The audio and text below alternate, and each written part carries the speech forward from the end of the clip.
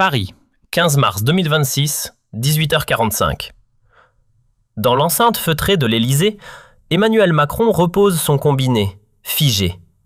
Teint pâle comme une page restée vierge, Sébastien Lecornu, son chef du gouvernement depuis 1 an et demi, venait de claquer la porte. Une démission sans retour. En un claquement de doigts, le chef de l'État basculait dans la plus périlleuse des tempêtes de son second quinquennat. Ce qu'il ne savait pas encore, c'est que les 24 prochaines heures allaient lui offrir une leçon brutale sur sa propre dépendance. Un lien invisible mais vital, tissé avec Lecornu. Ce qui s'annonçait comme une simple transition allait vite se muer en une reddition sans condition. « Ce n'est pas possible. Il ne peut pas m'infliger ça. » soupirait Macron, tournant en rond comme un fauve blessé entre les murs de son bureau. Il s'accrochait encore à l'idée que cette annonce n'était qu'un jeu d'échecs politique, un coup calculé pour arracher davantage de pouvoir. Mais la voix ferme et tranchante de Lecornu ne laissait aucune zone grise. C'était acté. Fini. Et déjà, les premières fuites envahissaient les rédactions. BFM TV, toujours prompte au scoop, ouvrait le bal avec un bandeau rouge. Sébastien Lecornu remet sa démission entre les mains du président Macron. L'onde de choc se propageait à la vitesse de la lumière, chaque rédaction s'emparant de la bombe. En l'espace de minutes, le paysage politique hexagonal était secoué jusque dans ses fondations. À l'Élysée, c'était la panique. Alexis Collère, secrétaire général de la présidence, convoquait en urgence une cellule de crise. « Nous avons peut-être 48 heures avant que la situation devienne ingérable », analysait-il devant une dizaine de conseillers réunis dans le salon doré. Macron, lui, était déjà au téléphone. Il fallait trouver un remplaçant, et vite. Mais qui pouvait succéder à Lecornu? Le choix s'avérait plus compliqué que prévu. « Appelez-moi Édouard Philippe », ordonnait le président à son secrétariat. L'ancien premier ministre, devenu maire du Havre, était le candidat naturel. Expérimenté, respecté, capable de rassembler au-delà de la majorité présidentielle. 19h30. Philippe décrochait son téléphone. « Emmanuel, j'ai appris pour Sébastien. C'est regrettable. »« Édouard, j'ai besoin de vous. La France a besoin de vous, » suppliait Macron. Mais la réponse fut sans appel. « Monsieur le Président, ma place, c'est au Havre. Je vous souhaite de trouver la bonne personne, mais ce ne sera pas moi. » Premier refus. Macron encaissait le coup mais rebondissait immédiatement. « Bruno Le Maire !» s'exclamait-il. Le ministre de l'Économie avait l'expérience, la crédibilité internationale, la stature. 20 heures. Le maire était en déplacement à Bruxelles pour un conseil des ministres européens. Macron l'appelait directement sur son téléphone portable. « Bruno, rentrez immédiatement. J'ai une proposition à vous faire. » Mais là aussi, la déception était au rendez-vous. « Emmanuel, je vous suis loyal, mais Matignon n'est pas pour moi. Je préfère rester à Bercy. » Dans l'entourage présidentiel, l'inquiétude montait. « Si même nos plus proches collaborateurs refusent, qui va accepter ?» s'interrogeait un conseiller. 20h30. Macron tentait une approche différente. Contacter Gérald Darmanin. Le ministre de l'Intérieur avait toujours eu des ambitions pour Matignon. Sûrement accepterait-il. Darmanin était en réunion préfectorale à Lille quand l'appel présidentiel arriva. « Monsieur le Président, c'est un honneur, mais permettez-moi 24 heures de réflexion. C'est une décision qui engage toute une vie. » Ce n'était pas un refus, mais ce n'était pas non plus l'acceptation immédiate qu'espérait Macron. Le président sentait que sa position s'affaiblissait d'heure en heure. Les chaînes d'information continuaient de consacrer leurs programmes spéciaux à la crise gouvernementale. Emmanuel Macron face au défi de sa vie politique, titrait-on. Qui pour remplacer l'irremplaçable Lecornu, s'interrogeait-on dans son bureau. Macron consultait fébrilement sa liste de contacts.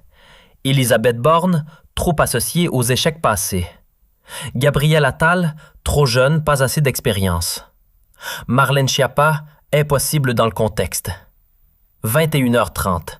Nouvelle tentative avec François Bayrou. Le leader du mouvement démocrate, fidèle allié depuis 2017, président du Haut Commissariat au Plan, avait la stature et l'expérience.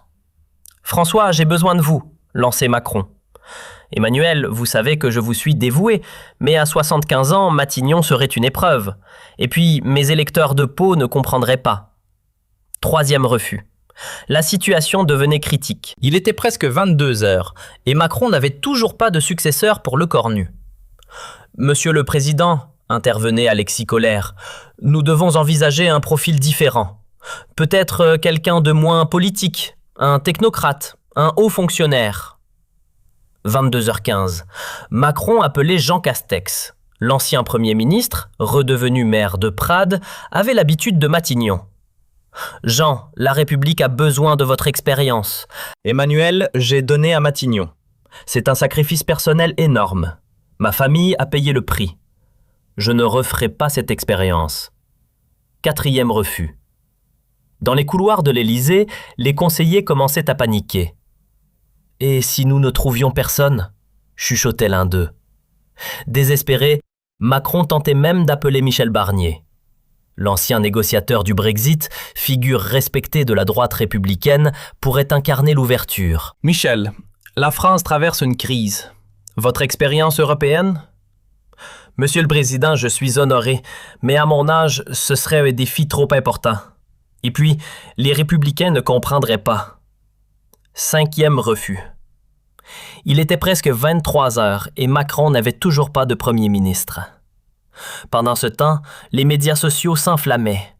Macron, en panique, était en tendance sur Twitter. Les oppositions politiques ne perdaient pas de temps pour critiquer l'impréparation présidentielle.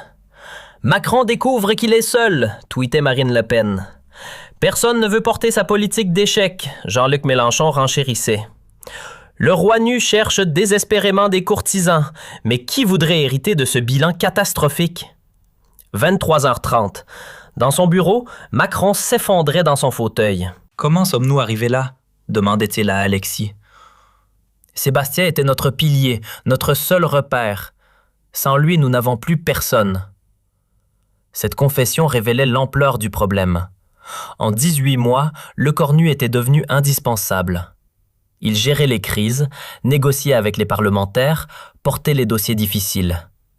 Son départ créa un vide abyssal. Minuit. Macron tentait une dernière approche avec Catherine Vautrin, ministre déléguée au territoire. « Catherine, vous avez l'expérience locale et nationale. »« Monsieur le Président, je suis touchée par votre confiance, mais je ne me sens pas prête pour Matignon. C'est trop lourd pour moi. » Sixième refus. La nuit s'annonçait longue. 0h30.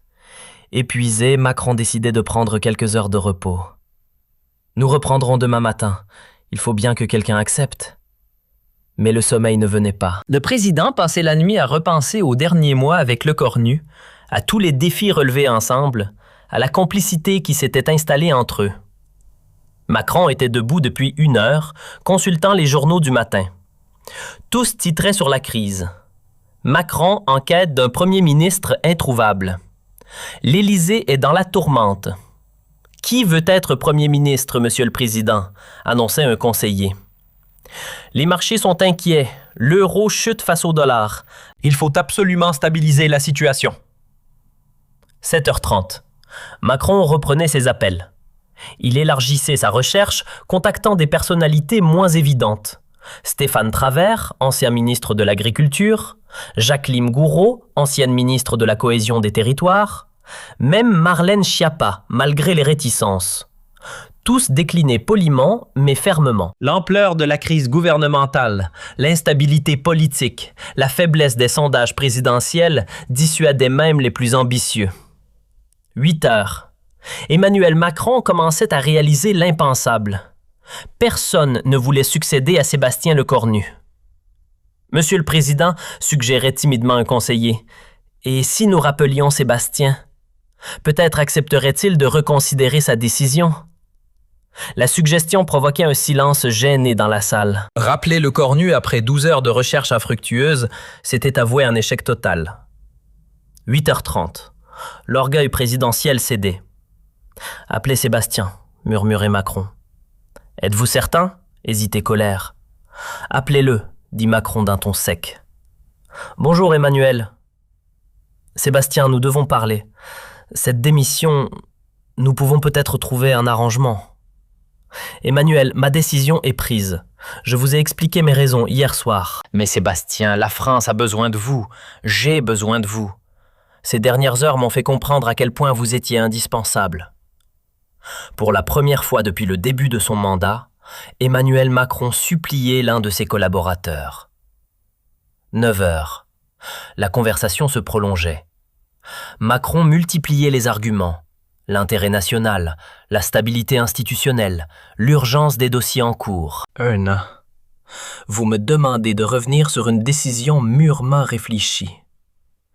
Il faudrait des garanties, des changements substantiels dans notre façon de travailler. C'était une ouverture minime, mais réelle. 9h45. Quelle garantie, Sébastien? Dites-moi ce qu'il faut changer et nous le changerons. La capitulation était totale.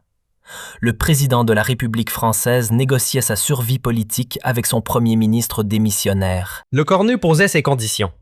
Plus d'autonomie dans le choix de son gouvernement, un droit de veto sur certaines décisions présidentielles, l'assurance de ne pas être désavoué publiquement. Accordé. Acceptez immédiatement, Macron. Tout ce que vous voulez. Sébastien entrerait à Matignon.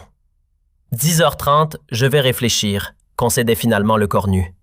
Laissez-moi quelques heures. Cette réponse était déjà une victoire pour Macron. Après 13 heures de panique, il entrevoyait une sortie de crise. Dans l'entourage présidentiel, le soulagement était palpable. « Sébastien va accepter », chuchotaient les conseillers. « Il ne peut pas laisser tomber le président comme ça. » Mais l'attente reprenait. Lecornu se faisait désirer, mesurant parfaitement sa nouvelle position de force.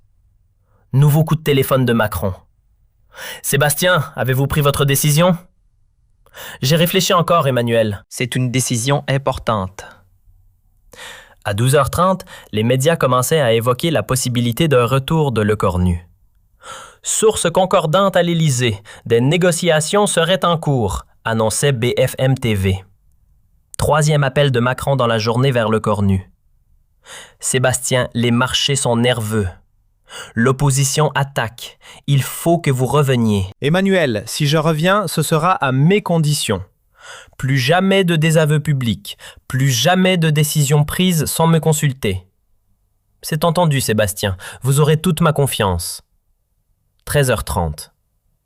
Très bien, concédait finalement Lecornu. Je retire ma démission, mais n'oubliez pas nos accords. L'annonce provoquait un séisme dans le paysage politique français. Moins de 24 heures après sa démission, Sébastien Lecornu reprenait ses fonctions de Premier ministre. Communiqué officiel de l'Élysée. Monsieur Sébastien Lecornu retire sa démission et reprend ses fonctions de Premier ministre de la République française. La nouvelle faisait l'effet d'une bombe. Sur les réseaux sociaux, les réactions se multipliaient. Macron a capitulé, commentaient les oppositions.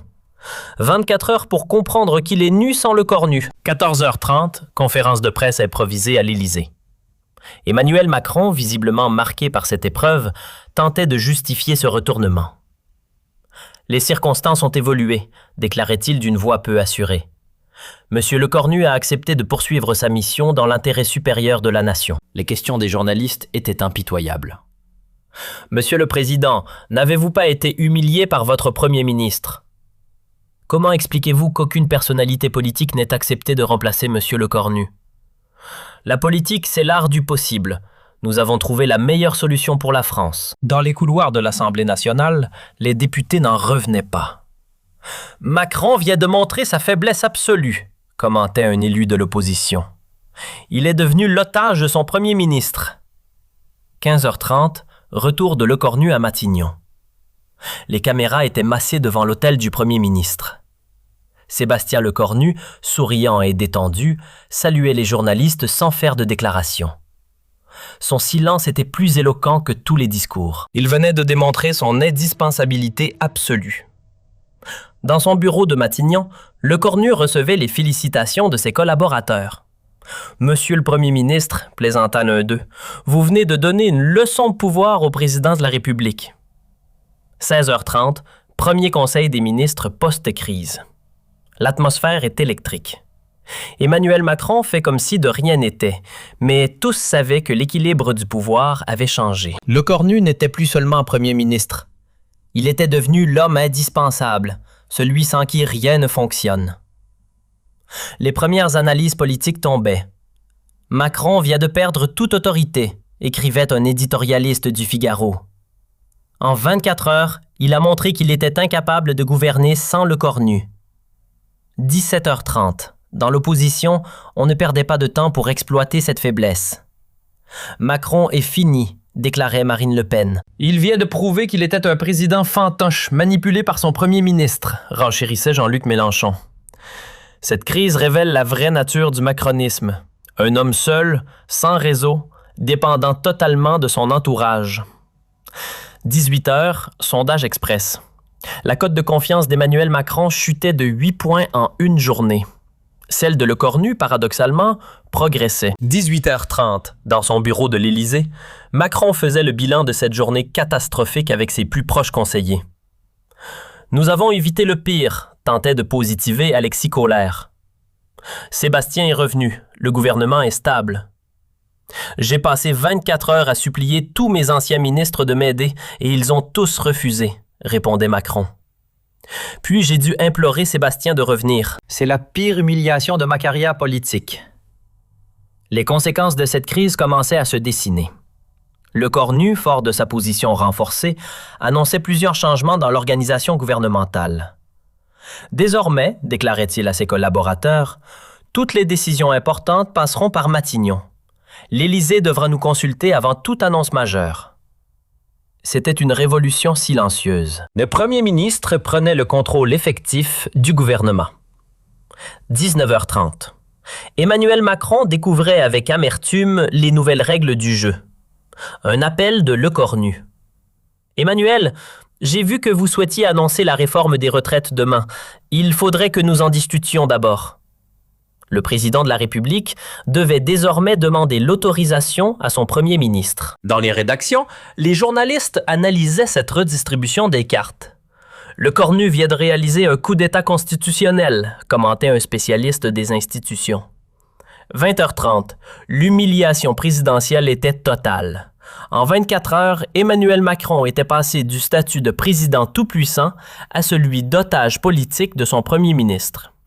Ce soir-là, en se couchant, Macron mesurait l'ampleur de sa défaite. Il avait voulu se séparer de Le Cornu, mais c'est finalement Le Cornu qui avait pris le contrôle. Les 24 heures qui avaient suivi la démission de Le Cornu resteraient dans l'histoire comme le moment où un président de la République avait perdu tout pouvoir réel, contraint de supplier son premier ministre de bien vouloir gouverner avec lui. 3 mois plus tard, cette crise continuait de marquer la vie politique française. Emmanuel Macron n'avait jamais récupéré son autorité perdue. Sébastien Le Cornu gouvernait en maître absolu, prenant toutes les décisions importantes. « C'est Le Cornu qui préside, Macron qui suit », résumait cruellement un député. Cette formule faisait le tour des médias, symbole de cette inversion du pouvoir. 6 mois après, lors d'un sommet européen, la faiblesse présidentielle était visible aux yeux de tous. « Macron ne décide plus rien », confiait un dirigeant européen. C'est son premier ministre qu'il faut convaincre. L'humiliation de ces 24 heures avait durablement affaibli Emmanuel Macron, transformé Sébastien Le Cornu en homme fort du régime et révélé au grand jour les failles du système politique français. Cette crise restera comme l'une des plus significatives de la Ve République.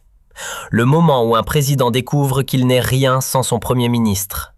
Et où un premier ministre comprend qu'il peut tout obtenir en sachant dire non au bon moment. Histoire vraie d'une capitulation présidentielle en 24 heures chrono. 1 an après cet épisode traumatisant, Emmanuel Macron n'était toujours pas remis de cette humiliation. Dans l'intimité, il confiait à ses proches « Ces 24 heures m'ont appris que je n'étais rien censé.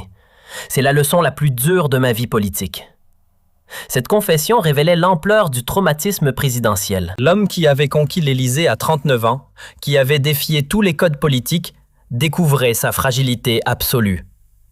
Emmanuel a vieilli de 10 ans en une nuit, observait un proche. Cette crise l'a cassé psychologiquement. Il ne s'est jamais remis de cette démonstration de faiblesse. Effectivement, le comportement présidentiel avait changé après cette crise. Macron, autrefois impulsif et autoritaire, consultait systématiquement Le Cornu avant chaque décision importante. Il a peur de le contrarier, témoignait un ministre. Emmanuel redoute qu'une nouvelle crise éclate. Il marche sur des œufs avec Sébastien.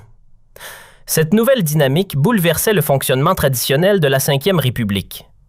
Le premier ministre n'était plus dans l'ombre du président. Il était devenu son égal, voire son supérieur. Le Cornu gouverne, Macron accompagne, résumait cruellement un député de l'opposition.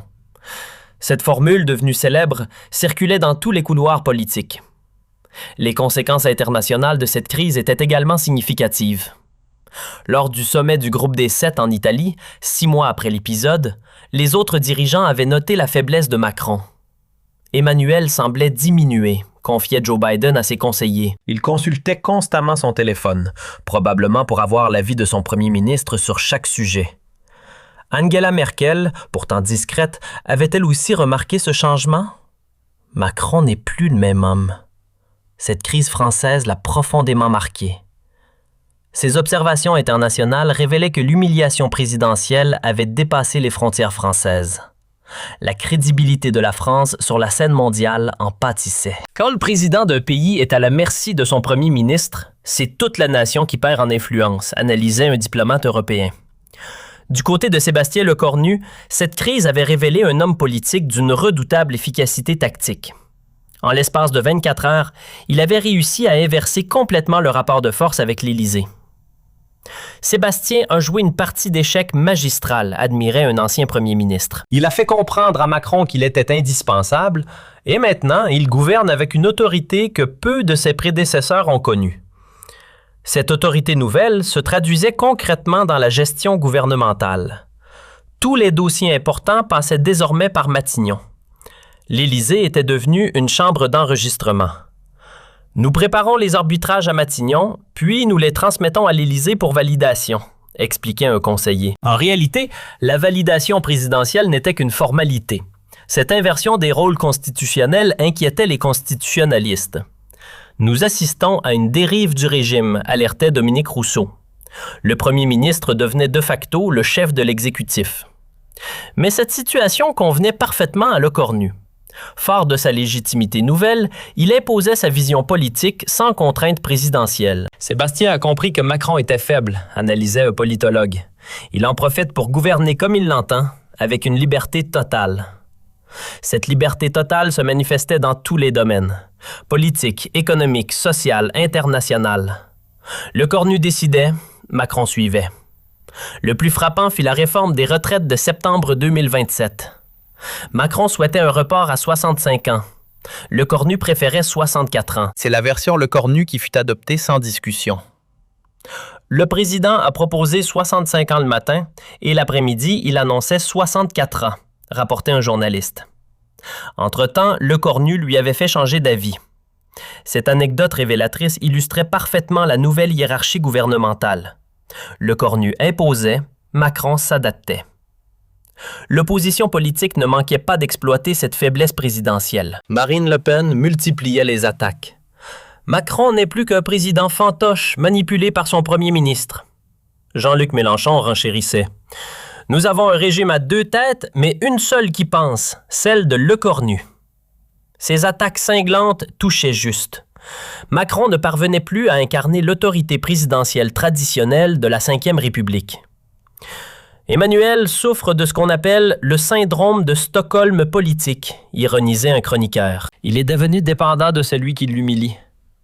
Cette dépendance psychologique était visible dans tous les grands événements politiques. Lors des vœux présidentiels de 2027, Macron avait consulté Lecornu jusqu'à la dernière minute. Le discours a été relu et corrigé par Matignon, révélait un conseiller. Emmanuel n'osait plus s'exprimer publiquement sans l'aval de Sébastien.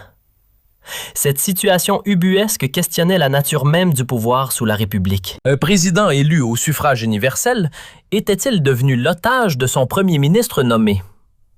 C'est une première dans l'histoire républicaine, soulignait l'historien Jean Gary. Jamais un président n'avait été à ce point dominé par son premier ministre. Cette domination s'exerçait même dans les détails les plus prosaïques. Lecornu choisissait les invités des dîners de l'Élysée, validait l'agenda présidentiel, supervisait les déplacements. Sébastien contrôle tout, témoignait un huissier de l'Élysée. Même les menus des repas officiels devaient passer par Matignon.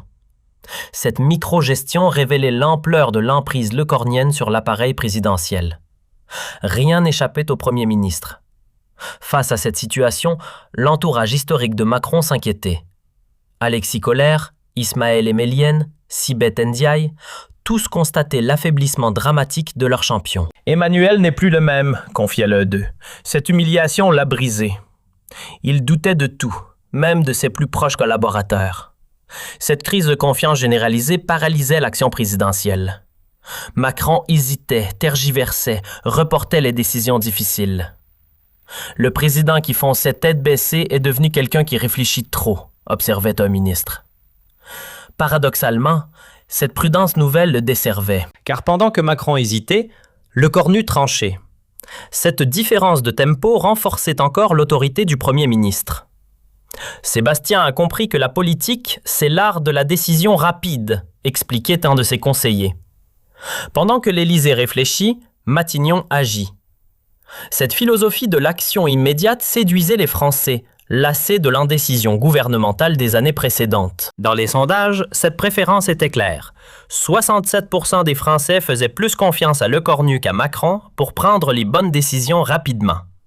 Ces chiffres catastrophiques pour l'Élysée confirmaient l'inversion complète de la popularité entre président et premier ministre.